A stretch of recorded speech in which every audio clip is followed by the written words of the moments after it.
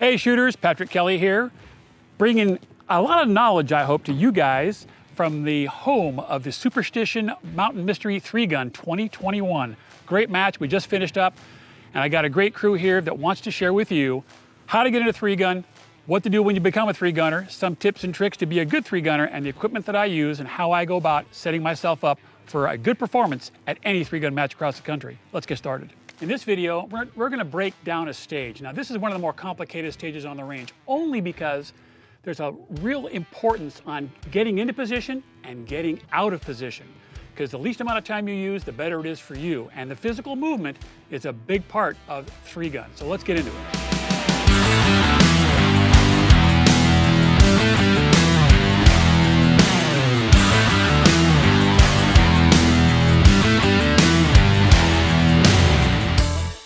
In this particular stage here, we've got a helicopter fuselage.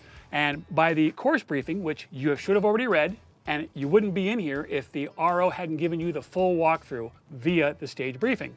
So in this particular stage briefing, you will start seated on this platform. One butt cheek qualifies. There's an X here on the ground where the muzzle of your rifle will be. So on the signal, you'll pick up your rifle, and through this port only, there are 5 targets downrange. Well, that in and of itself is not too difficult. The hard part is, watch this. As I grab my rifle, after I've shot the first 5, I need to move backwards with a hot gun and not break the 180-degree plane, which is basically right at the camera. So I get done firing my last round, I'll roll the gun onto safe, bring it back in one hand, and keep the muzzle downrange.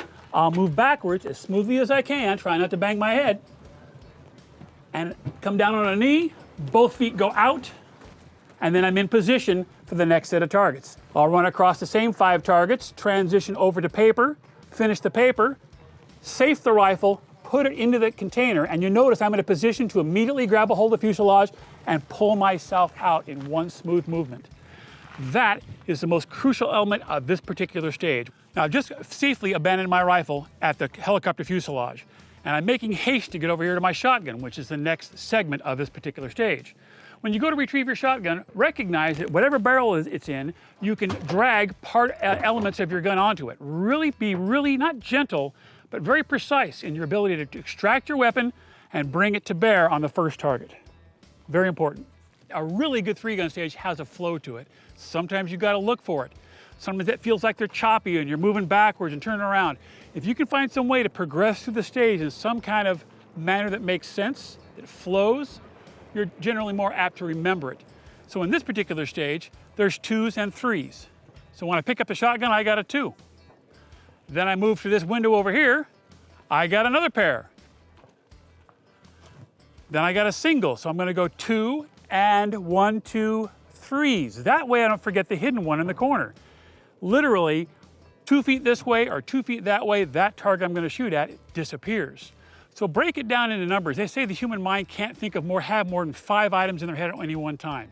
You can't have a concept of more than that. So break the stage down into pieces, little chunks that you can put together in your mind, so when you close your eyes, you can visualize your way through the stage. So again, a pair, a trio. I move forward, I've got another triple. Now the yellow targets are what we call no-shoot targets. They're penalty targets.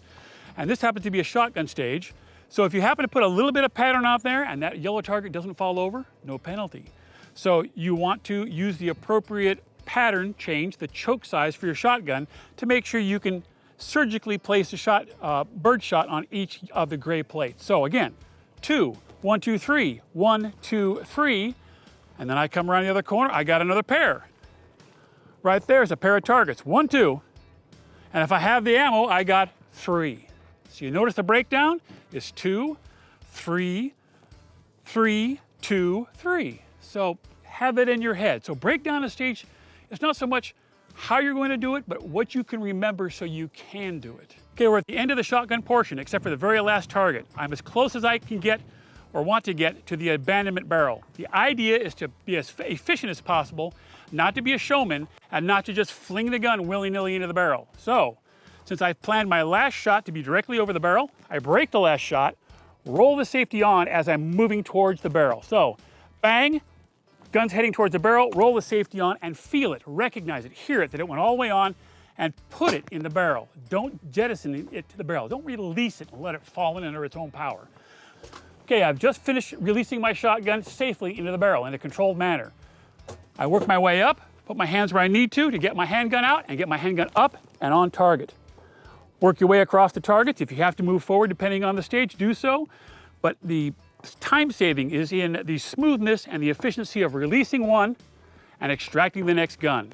We call them transitions.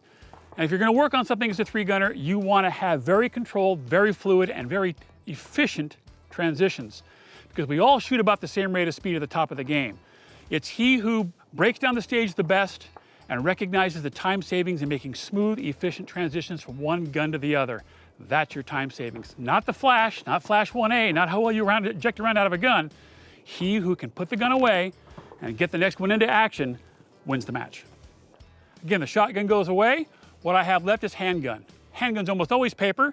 If you move too far, you lose the first one. Fire the first one, the second one, you know you have a couple over here, so you come up, run the plate rack, and finish on the pair. Once you've done it a couple times, it starts to make sense to you. So look at a stage from multiple aspects, but really try to compartmentalize. Try to break it down into little elements that you can hold in your head so you can execute that plan after the buzzer goes off. Because we all know, it's like Men in Black. You forgot what you're gonna do when the buzzer goes off. Hey shooters, I hope you enjoyed the information we've offered for you. If you have a question, naturally comment below. Like, subscribe, and share. That way everyone gets the benefit of the information we're handing out to you. Yeah, 12 gauge!